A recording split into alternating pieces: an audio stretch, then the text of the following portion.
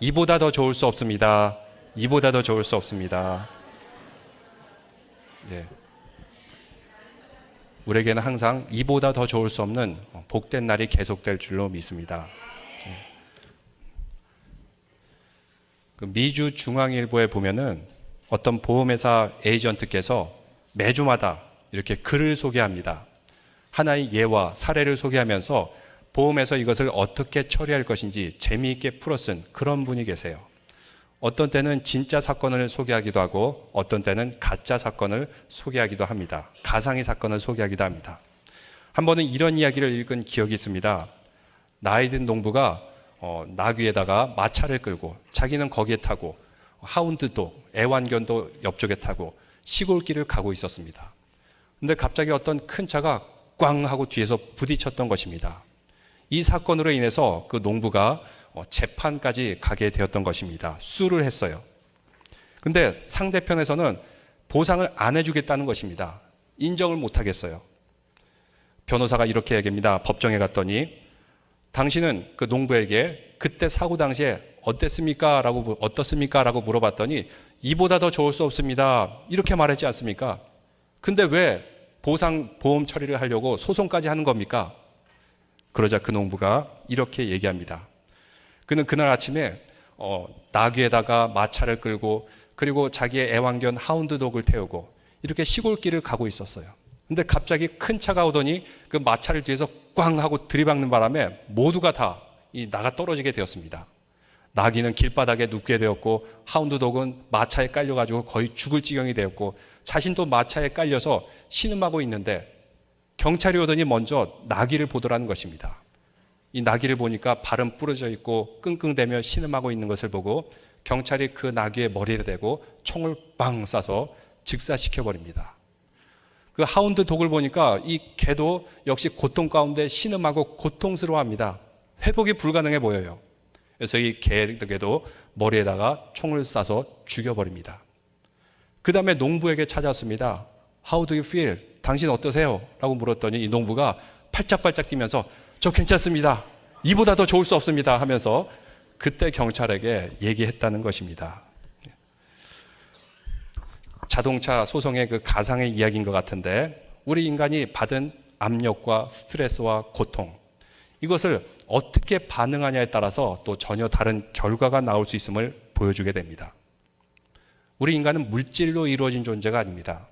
만약 인간이 물질로만 이루어졌으면 똑같은 압력에 똑같은 반응을 했을 겁니다. 그런데 인간은 영적인 존재이기 때문에 어떤 프레셔, 어떤 압력에 대해서 이것을 어떻게 해석하냐에 따라서 전혀 다른 반응이 나오게 됩니다. 우리가 신앙생활을 하면서 여러 가지 스트레스를 부딪히게 됩니다. 이것을 어떻게 반응하느냐, 어떻게 해석하냐에 따라서 우리의 인생의 질도 완전히 달라지게 됩니다. 어떤 사람은 걱정과 염려와 스트레스 여기에 갇혀 사는데 어떤 사람은 이것을 극복하면서 살기도 합니다. 모든 사람 크고 작은 스트레스를 겪고 있습니다. 여러분 중에 스트레스를 안 겪은 사람이 있어요? 모두 다 겪을 겁니다. 크고 작은 모든 스트레스 가운데 우리는 살아가게 됩니다. 이 스트레스란 무엇입니까? 정신적, 감정적, 육체적으로 무슨 충격을 받았을 때 여기에 반응하는 그 행동 이것을 말하는데 한마디로 스트레스는 어떤 프레셔, 내게 다가오는 압력입니다. 내가 이것을 감당할 수 있으면 괜찮아요. 근데 이것을 감당하지 못하게 되었을 때 문제가 생깁니다. 근데 우리 믿음의 사람들은 스트레스를 스트렝스, 힘으로 바꿀 수 있는 능력의 사람이 될 줄로 믿습니다. 믿음에 있어서는 ABC의 과정이 있습니다. A는 뭐냐면 accident, 뭔가 사건이 나에게 닥치게 됩니다. 그럼 B, belief, 믿음에 의해서 C, consequence, 결과가 다르게 나타나요. 어떤 사람이 한적하게 호수에서 혼자 보트를 타면서 여가를 즐기고 있었습니다. 근데 뒤에서 누군가 내 보트를 뒤에서 꽝 하고 들이박았어요. 그러자 갑자기 화가 납니다. 어떤 멍청한 사람이, 어떤 부주의한 사람이 나를 이렇게 나의 편안한 시간을 방해하는 거야 하면서 화가 나서 뒤를 돌아보니까 그 보트에는 아무도 타고 있지 않아요. 아마 그 보트는 여기저기 떠다니다가 그냥 쉬고 있는 사람의 보트를 뒤에서 꽝 받은 것이 되었던 것입니다. 똑같은 사고가 나는데 우리가 어떻게 반응하냐에 따라서 그 감정과 믿음의 상태가 전혀 달라질 수가 있는 것입니다. 우리 그리스도인들은 믿음이 있습니다. 그 믿음이 있기 때문에 어떤 스트레스가 오든지 이것을 스트렝스로 바꾸고 승리하는 믿음의 성도들 될 줄로 믿습니다. 스트레스가 다가오면 다갈수록 이것에 의해서 더 에너지가 넘치는 사람, 더 능력의 사람이 될 수가 있습니다. 성경에도 스트레스를 받은 사람들이 너무나도 많습니다. 지난 시간에 우리가 읽은 엘리야도 큰 스트레스 가운데 살았습니다. 모세도 광야의 40년 여정은 항상 스트레스 가운데 둘러싸여 살았어요. 사도 바울도 오늘 말씀에 감옥에 있었어요. 그도 스트레스 가운데 있었습니다. 예수님도 큰 스트레스를 받으면서 사역을 하셨습니다. 그래서 마가복음에 보니까 내 마음이 심히 고민하여 죽게 되었다. 이 스트레스가 얼마나 심했던지 죽을 지경이 되었다라고까지 말씀하였습니다. 이렇게 예수님도 스트레스를 받았는데 하물며 우리가 어떻게 근심 걱정 스트레스 없이 살아갈 수 있겠습니까? 스트레스를 받는 것 이 자체는 죄가 아닙니다. 그러므로 우리는 이것을 받았을 때 어떻게 극복하느냐가 중요한 문제입니다. 먼저 스트레스 받은 상태는 어떤 상태일까요? 어떤 사람을 보면은 사소한 일에 지나치게 화를 내는 사람이 있어요. 별것도 아닌데도 화를 냅니다. 문제를 키웁니다. 신경이 예민해져요. 그냥 지나칠 일인데도 자꾸 물고 늘어져요. 왜 그런 줄 아십니까? 그런 사람들은 성령이 충만한 게 아니라 스트레스가 충만하게 있어서 그렇습니다. 또 스트레스를 많이 받게 되면은 사소한 일에도 오해를 하게 돼요. 누군가 나를 흉보는 것 같고 누군가 나에서 비웃는 것 같고 맨날 이것만 신경 쓰게 돼요. 내 말을 안 들어주는 것 같고 나는 인정 못 받는 것 같아요. 그럴 때는 내가 스트레스 받았구나 하고 생각하면 됩니다. 또 스트레스가 있는 사람들은 사람과의 관계에 문제가 생깁니다. 왜냐하면 스스로 자꾸 짜증이 나거든요. 귀찮아요. 남에게 상처를 입히기도 합니다. 분란이 생깁니다. 그래서 스트레스라는 그 프레셔는 전염이 되기도 합니다. 그리고 스트레스가 항상 있으면은 마음의 근심, 걱정, 염려가 떠나질 않아요. 이게 어떻게 잘못되진 않을까? 혹시 극단적인 일은 생기지 않을까? 항상 걱정과 염려가 머물게 되면 그 상태는 스트레스가 많은 상태입니다. 또 무기력감에 빠지기도 합니다. 아무것도 하기가 싫습니다. 모든 일에 불평, 불만이 있을 수밖에 없습니다. 그래서 우리는 이 스트레스에 대해서 이해할 필요가 있습니다. 어떤 좋지 않은 일을 당했을 때, 또 뭔가 염려와 근심, 걱정이 생겼을 때 이 스트레스를 우리가 어떻게 대처해야 될까요? 사람들은 긍정적으로 대처하라 그럽니다. 우리가 스트레스를 받으면 부정적으로 대처할 수도 있고 긍정적으로 대처할 수 있습니다. 그러나 우리 믿음의 사람들은 믿음으로 받아들이기 때문에 이것을 긍정적으로 대처할 필요가 있어요. 제가 TED라는 강연에서 보니까 인터넷에 있는 강연인데 거기에 스트레스 전문가의 강연을 들어보니 이런 얘기를 하더라고요. 사람들은 믿음이 있는데 스트레스를 받으면 건강이 약화되고 수명도 단축된다는 믿음을 가지고 있는 사람이 있어요. 일반적으로 그렇게 생각하지 않습니까?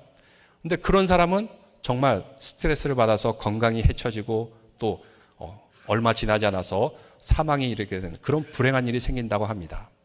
근데 별 생각 없이 사는 사람이 있어요. 스트레스 받아도 이것이 건강에 영향을 미치는지 수명에 영향을 미치는지 별 정보가 없는 사람은 오히려 그 스트레스를 받고도 오래 산다는 것입니다. 건강에 영향을 끼치지도 않고. 결국 내가 어떤 믿음을 가지고 있냐에 따라서 이 스트레스는 전혀 다른 결과를 나타낼 수가 있는 것입니다. 또한 스트레스는 자기 스스로가 만들어내는 경향이 강합니다. 표면상으로 봤을 때는 이유가 있습니다. 이런저런 자극들이 있습니다. 환경이 있습니다. 근데 자세히 들어보면 이것에 대한 나의 반응, 나의 생각, 이것에 따라서 스트레스가 커지기도 하고 이것이 그냥 쑥 지나가기도 하게 되는 것입니다. 여기에 대해서 스스로 어떤 생각을 하냐에 따라서 생각의 감옥에 갇혀가지고 꼼짝 못하는 사람이 있고 이것을 극복하는 사람이 있는 것입니다.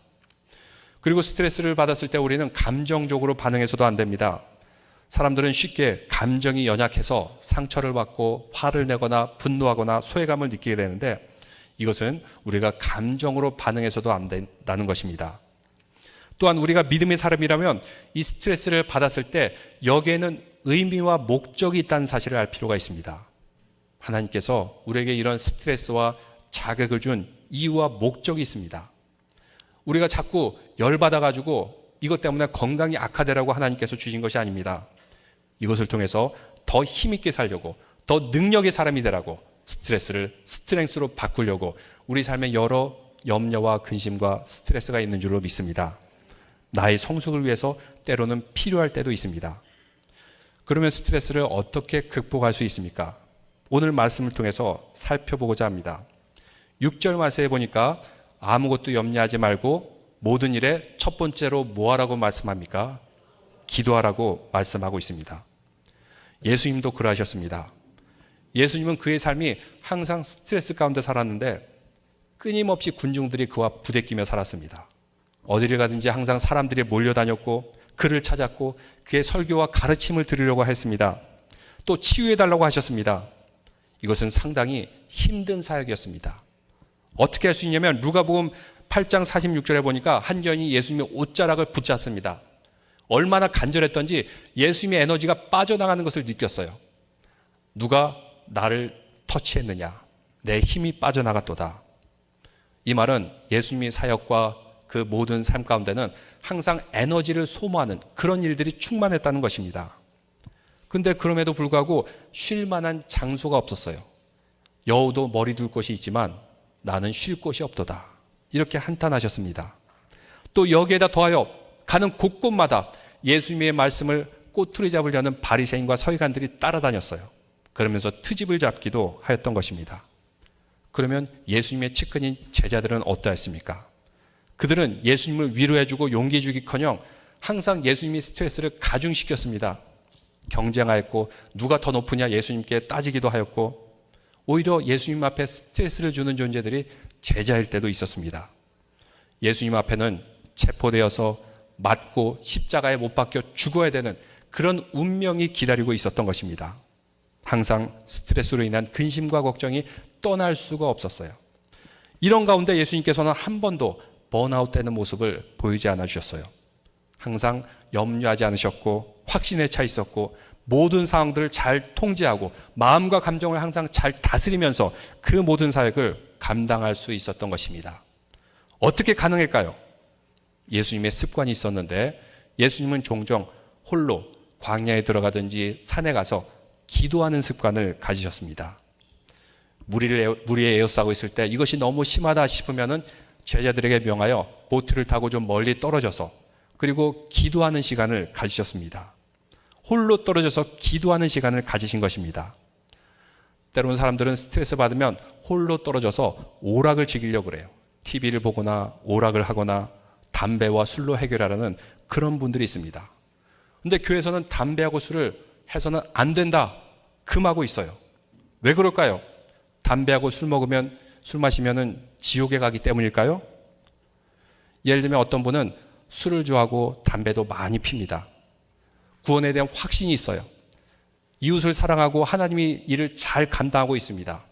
이런 사람은 지옥에 갈까요? 어딜 갈까요? 천국에 갑니다. 그 대신 빨리 가요.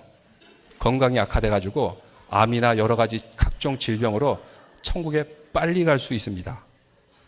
그래서 술, 담배를 하지 말라는 것입니다. 우리 사람은 하나님께서 흙으로 지으셨습니다. 그러니까 우리의 몸은 거룩한 존재입니다. 하나님께서 거룩하게 지으셨어요. 우리는 이것을 잘 관리해야 됩니다. 아무거나 먹어서는 안 되고 아무거나 해서는 안 되고 하나님이 주신 그 거룩한 몸, 이것을 거룩하게 관리하면서 스트레스를 풀어나가야 됩니다. 그래서 예수님께서는 먼저 기도하라고 말씀하십니다. 허버트 벤슨이라는 그 하버드 대학 메디칼 교수에 의하면 기도를 하면은 마음이 평안해진다는 것입니다. 스트레스 호르몬도 감소시키고 또 기도하는 습관은 심장 박동수도 안정이 되고 또 혈압도 낮출 수 있는 효과가 있다는 것입니다. 그래서 우리도 예수님처럼 하나님과 함께하기 위해서 우리의 여러 가지 자극과 스트레스를 극복하기 위해서 홀로 또 예배당에 나와서 기도하면서 이 모든 고민과 염려와 스트레스를 스트렝스로 바꾸는 믿음의 성도들 되시기를 주님의 이름으로 축원합니다. 또 기도하게 되면 삶의 우선순위를 분명하게 됩니다. 사람이 왜 스트레스가 있습니까? 무엇을 먹을까? 무엇을 입을까? 어디에서 살까? 이런 염려와 근심, 선택이 많으면은 이게 또한 사람에게 스트레스가 됩니다. 그런데 마태복음 6장 31절에서 34절에 보니까 이렇게 말씀하고 있습니다. 그러므로 염려하여 이르기를 무엇을 먹을까? 무엇을 마실까? 무엇을 입을까? 하지 말라. 우리에게 스트레스를 주는 큰 요인 중에 하나가 아닙니까? 의식주의 문제, 생활의 문제. 그런데 이 모든 것을 극복할 수 있는 사람들은 우선순위가 확실한 사람이에요. 그 다음에 보이시겠습니까? 32절 다 같이 읽겠습니다. 그러므로 염려하여 이르기를 그런즉 너희는 먼저 그의 나라와 그의 일을 구하라. 그리하면 이 모든 것을 너희에게 더하시리라. 그러므로 내일을 위하여 염려하지 말라. 내일 일은 내일이 염려할 것이요 한날의 괴로움은 그날로 족하니라.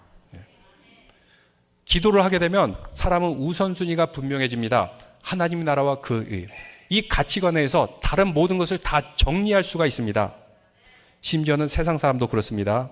무엇을 먹을까, 무엇을 입을까 염려하지 않기 위해서 페이스북의 창업자 마크 주커버거는 항상 똑같은 옷을 입어요. 똑같은 옷이 옷장에 계속 있다는 것입니다. 여러 벌 있어가지고 무엇을 입을까, 무엇을 할까 이것 때문에 인생의 우선순위를 바꾸지 않기 위해서 걱정 없이 사느려고 하는 것입니다. 비전과 그의 목적과 우선순위를 위해서 다른 모든 것은 염려하는 것이 아닙니다. 믿음의 사람들은 기도함을 통해서 우선순위가 분명할 때 세상의 어떤 스트레스, 염려, 근심, 걱정 다 극복할 줄로 믿습니다. 그러면 기도 다음에 뭐라고 말씀하고 있습니까? 기도와 간구, 간구하라는 것입니다. 히스기야가 이스라엘 왕위에 있을 때 당시에 메소포타미아 지역을 장악한 아수르라는 나라가 있었어요. 근데 이 나라는 주의 나라들을 다 정복한 후에 대제국을 이루고 이제 이스라엘을 쳐들어오게 됩니다. 중요한 요지의 성들을 하나둘씩 점령하고 그 예루살렘 성을 완전히 포위해요. 19만 대군이 연합군이 되어가지고 이스라엘을 포위하게 됩니다. 그리고 히스기야에게 말합니다. 너 항복하라. 모든 것을 내놔라. 안 그러면 너희들은 아주 비참한 최후를 맞이할 것이다. 19만 대군이 성을 다 포위하고 있고 이런 항복 문서를 받았어요. 히스기야에게서 매우 큰 스트레스가 되었습니다. 그는 이 스트레스를 주는 문서를 들고 어떻게 하였습니까? 이사야서 37장 16절 17절 이렇게 기도합니다. 우리도 한번 이렇게 기도하시길 바랍니다. 이사야서 37장 16절에서 17절입니다. 이스라엘 하나님 만군의 여호와여, 주는 천하만국의 유일하신 하나님이시라. 주께서 천지를 만드셨나이다. 여호와여, 귀를 기울여 들으시옵소서. 여호와여, 눈을 뜨고 보시옵소서. 그는 스트레스가 있을 때 그 문서를 들고 하나님 앞에 나왔어요. 성전에 나와서 엎드리고 기도하면서 간구했던 것입니다. 하나님 들어주시옵소서. 이 문제를 해결하여 주시옵소서. 결과는 어떻게 되었습니까? 며칠이 지나고 나니까 이 대군들이 갑자기 사라졌어요. 그들이 놔뒀던 전리품들, 텐트에 있는 여러 가지 물품들 놔두고 다 사라졌어요. 이거를 그냥 가서 죽기만 하면 됐어요.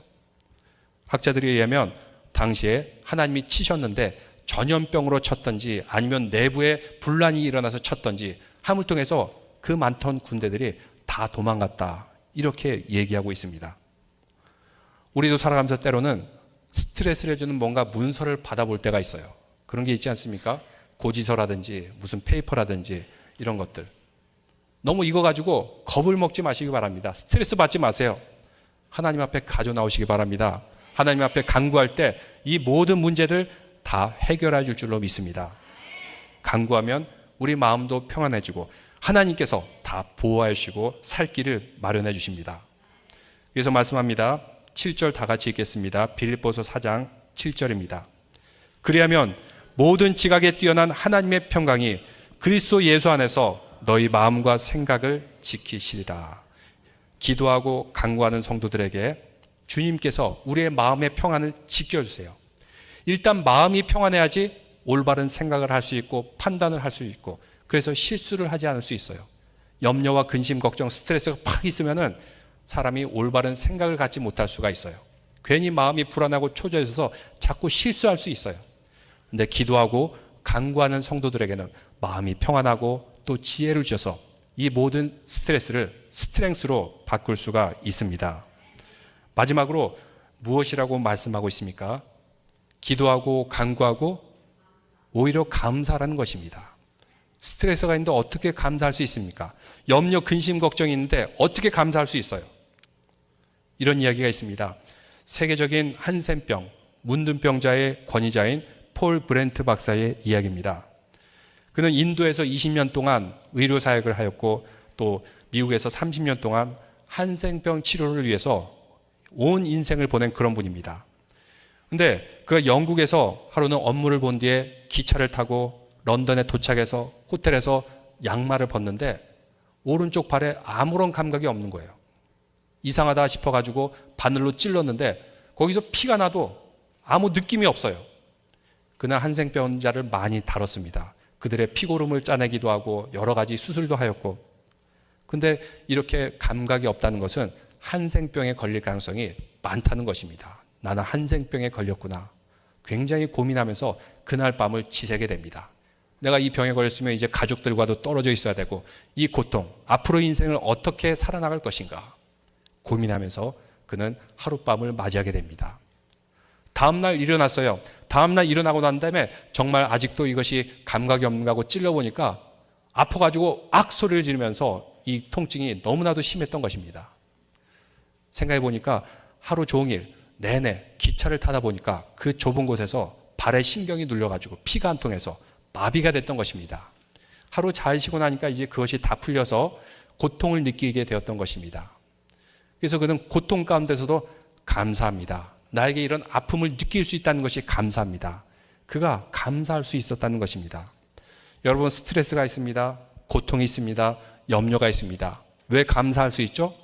건강하다기 때문에, 건강한 증거이기 때문에, 그리고 내가 살아있다는 증거이기 때문에. 그래서 우리는 고통과 염려와 스트레스 가운데서도 감사하는 믿음의 성도들이 될 수 있습니다. 여러분, 세상을 살면서 스트레스 때문에 아프신가요? 고통이 있습니까? 이 고통과 아픔과 염려에 감사하시길 바랍니다. 바로 하나님의 뜻이 그 가운데 있기 때문입니다. 사도 바울은 뭐라 그러냐면 4장 4절 말씀을 다 같이 읽어보겠습니다. 주 안에서 항상 기뻐하라. 내가 다시 말하노니 기뻐하라. 감옥의 상황에서 스트레스가 충만한 상황 가운데서 기뻐하라고 말하고 있어요. 감사라고 말하고 있습니다. 근데 사실 이렇게 뛰어난 업적을 이룬 사람들 보면 그 특징들이 있는데, 누군가도 이렇게 정치인이 되어서 대통령이 되기까지 얼마나 많은 스트레스 가운데 살았습니까? 수많은 공격 가운데 있었는데 이것을 다 이겨낼 수 있는 자질 중에 하나가 바로 유머였다는 것입니다. 웃으면서 즐거워하면서 이 모든 스트레스를 다 이겨냈어요. 그 미국의 레이건 대통령도 총상을 입고 나서 사람들이 다 걱정을 했어요. 저 사람이 앞으로 대통령직을 잘 수행할 수 있을까? 걱정의 눈으로 바라봅니다. 사실 그의 몸도 상당히 안 좋은 상태였어요. 근데 그가 이런 얘기를 하는 것입니다. TV 앞에서, 사람들 앞에서, 내가 조금만 젊었으면, 영화배우였다면, 영화배우 시절만큼 젊었다면 총알이 날았을 때 샥 피해가지고 살아날 수 있었을 텐데 하면서 이렇게 여유있게 웃음으로 맞이했다는 것입니다.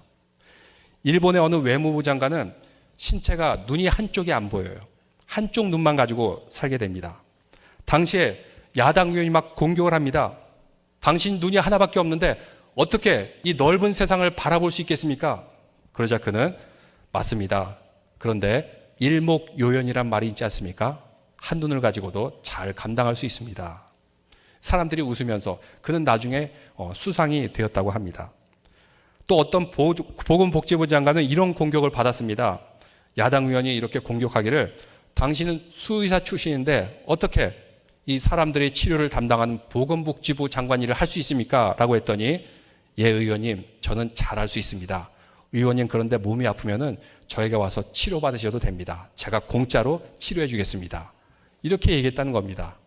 저는 웃었는데 여러분은 안 웃은가 봐요. 네.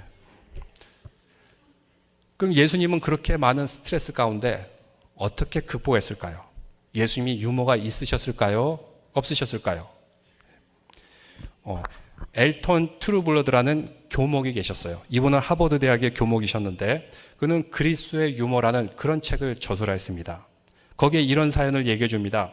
어느 아들에게 성경을 읽어주는데 어찌하여 내 형제의 눈에 있는 티는 보고 내 눈 속에 있는 들보는 깨닫지 못하느냐. 이걸 듣고 아들이 막 깔깔깔 웃더라는 것입니다. 아니 저렇게 커다란 들보가 어떻게 사람 눈에 들어갈 수 있어요? 그러면서 그가 다시 성경을 보게 됐어요. 아, 이것은 예수님이 유머로서 그들을 꾸짖고 또 유머로서 이 긴장된 상황을 풀어나가셨구나. 우리는 성경을 볼 때 항상 근엄하게 봐야 되기 때문에 예수님이 항상 근엄하셨고 그냥 침울하셨고 이런 분으로 생각하는데, 그 원어적으로 자세히 읽어보면 예수님은 물론 우는 사람과 함께 우셨어요. 그리고 잔치집에 가서 즐겁게 보내셨어요. 그리고 말씀 한마디 한마디를 보면 굉장히 재치가 있고 유머러스하게 이 상황을 설명한 그런 얘기들이 너무나도 많다는 것입니다. 그래서 마태복음 23장 24절 말씀에 이런 말씀이 있는데, 맹인된 인도자여 하루살이는 걸러내고 낙타는 삼키는도다. 맹인된 인도자여 하루살이는 걸러내고 낙타는 삼키는도다. 저 장면도 어떻게 보면 좀 우스꽝스러울 수가 있어요. 근데 원어로 읽으면은 하루살이는 갈마라는 발음으로 사용하고 낙타는 갈라 이렇게 단어를 사용하게 됩니다. 그 다음 보여주세요. 그러니까 일종의 비슷한 말이죠. 하루살이를 갈마, 낙타는 감마.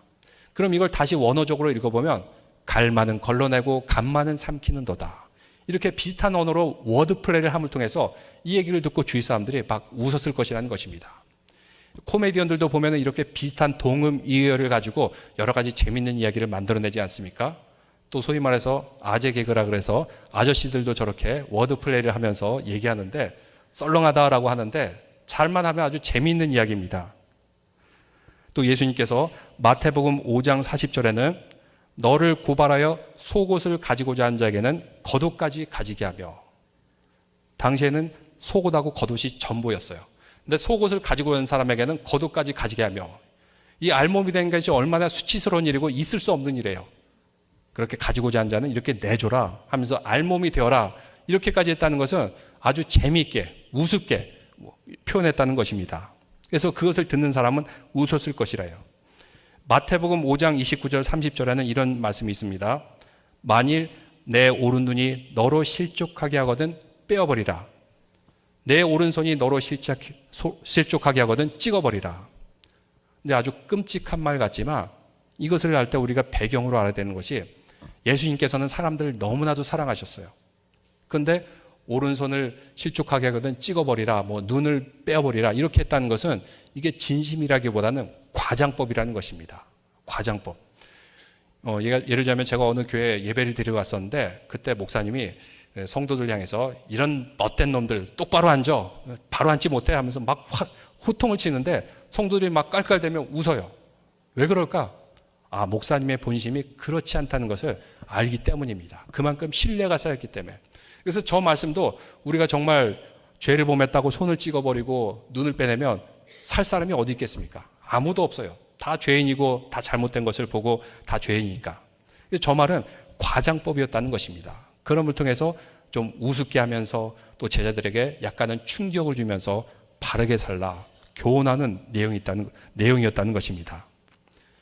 이렇게 우리는 여러 가지 스트레스가 있을 수 있지만 이것을 기쁨으로, 즐거움으로, 웃음으로 해석하면서 해소할 수가 있다는 것입니다.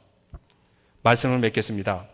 우리가 여러 가지 어려운 일을 만나거든 그 스트레스 가운데 염려하지 말고 뭐라 그래요? 기도하고 간구하고 감사함으로 하나님께 아뢰라.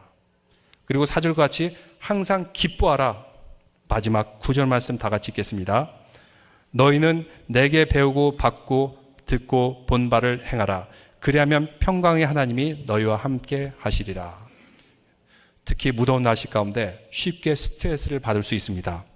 이러한 가운데 우리 믿음인 성도들은 그 스트레스를 기도하고 간구하고 감사하며 기쁨으로 그 스트레스를 스트렝스로 바꾸고 언제나 승리하는 믿음의 성도들 되시기를 주님의 이름으로 축원합니다. 다 함께 기도드리겠습니다. 하나님 아버지, 무더운 여름 가운데 살아가면서 크고 작은 스트레스와 염려와 근심이 우리를 괴롭힐 때가 있습니다. 그러나 이 가운데서 우리는 믿음의 사람으로서 기도하고 간구하고 감사하고 또 기쁨으로 맞이하여서 이 스트레스를 스트렝스로 바꾸고 이 모든 어려움을 다 극복하는 믿음의 성도들 되게 함께하여 주시옵소서. 예수 그리스도 이름으로 기도드리옵나이다. 아멘. 다 함께 자리에서 일어나신 후에 찬송 드리겠습니다.